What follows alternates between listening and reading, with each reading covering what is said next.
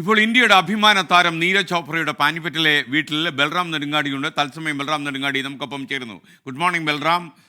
എനിക്ക് തോന്നുന്നു നീരജിൻ്റെ ബന്ധുക്കളും നമുക്കൊപ്പം ചേരുമെന്നാണ് ഞാൻ മനസ്സിലാക്കുന്നത്. എന്തൊക്കെയാണ് വിവരങ്ങൾ?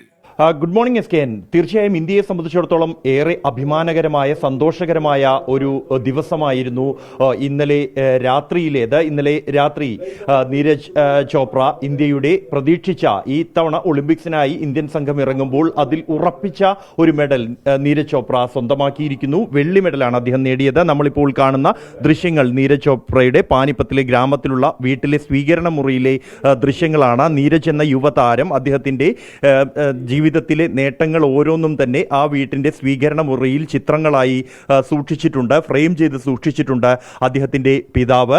ഒപ്പം തന്നെ അദ്ദേഹത്തിന് ലഭിച്ച അംഗീകാരങ്ങൾ, സമ്മാനങ്ങൾ എല്ലാം തന്നെ ഇവിടെ സൂക്ഷിച്ചിരിക്കുകയാണ്. നീരജ് ചോപ്രയുടെ പിതാവ് സതീഷ് കുമാർ ചേരുകയാണ് നമ്മളോടൊപ്പം. ജി बहुत खुशी का समय है, नीरज ने सिल्वर मेडल ले लिया इस बार। जी बिल्कुल, ये भी मतलब है कि बड़ी उपलब्धि है अपने देश के लिए। पूरे देश में प्राउड फील हुआ है। बस ये है कि जो हम गोल्ड के लिए मतलब संघर्ष कर रहे थे वो हम नहीं जीत पाए किन्हीं कारणों से, तो हमें सिल्वर में भी संतुष्टि है। बहुत अच्छा खेला है और अच्छे से सब कुछ जीत गया है।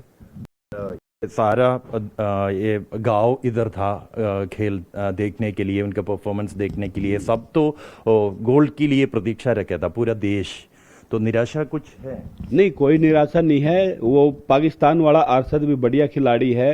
वो मतलब ये समझ लो ना, बीट करके ही तो आगे गया है। वहाँ 12 देशों के खिलाड़ी थे, 12 देशों में उसने टॉप किया है।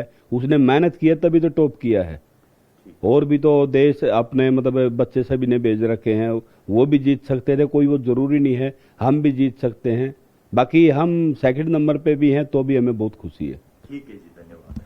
ഒരു സ്പോർട്സ്മാന്റെ അതേ സ്പിരിറ്റോടു കൂടിയാണ് നീരജിന്റെ പിതാവ് സതീഷ് കുമാറും സംസാരിച്ചത്. നീരജ് മികച്ച പ്രകടനം, ഈ സീസണിലെ തന്നെ ഏറ്റവും മികച്ച പ്രകടനം കാഴ്ചവെക്കാൻ ഒളിമ്പിക്സിൽ ആയി. അതേസമയം പാക് താരം മികച്ച പ്രകടനം കാഴ്ചവെച്ചു. അതാണ് നീരജ് രണ്ടാം സ്ഥാനത്തേക്ക് പോയത്. ഇത്തവണ സ്വർണ്ണ പ്രതീക്ഷയുണ്ടായിരുന്നു, വലിയ തോതിലുള്ള പ്രതീക്ഷയുണ്ടായിരുന്നു. നീരജിന്റെ വസതിയിൽ വലിയ തോതിൽ ആൾക്കൂട്ടം എത്തിയിരുന്നു. ഈ ഗ്രാമം മുഴുവനായി തന്നെ അദ്ദേഹത്തിന്റെ വസതിയിലേക്ക് എത്തുകയായിരുന്നു ഈ മത്സരം കാണുന്നതിനായി.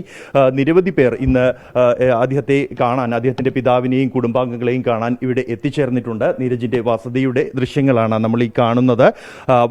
അദ്ദേഹം ചെറുപ്പകാലം മുതൽ നേടിയെടുത്ത സമ്മാനങ്ങൾ, അതിനുശേഷം പിന്നീട് നടക്കുന്ന ഓരോ അച്ചീവ്മെന്റിലും അദ്ദേഹത്തിന് ലഭിച്ച സമ്മാനങ്ങൾ എല്ലാം തന്നെ അദ്ദേഹത്തിന്റെ സ്വീകരണ മുറിയിൽ അദ്ദേഹത്തിന്റെ പിതാവ് ഇവിടെ എല്ലാവർക്കും കാണുന്നതിനായി തയ്യാറാക്കി വച്ചിരിക്കുകയാണ്. വലിയ ആഘോഷങ്ങൾ തന്നെ ഈ ഇന്നലെ രാത്രി ഈ നീരജിന്റെ മത്സരം നേരിട്ട് കാണാനുള്ള ക്രമീകരണങ്ങൾ ഒരുക്കിയിരുന്നു.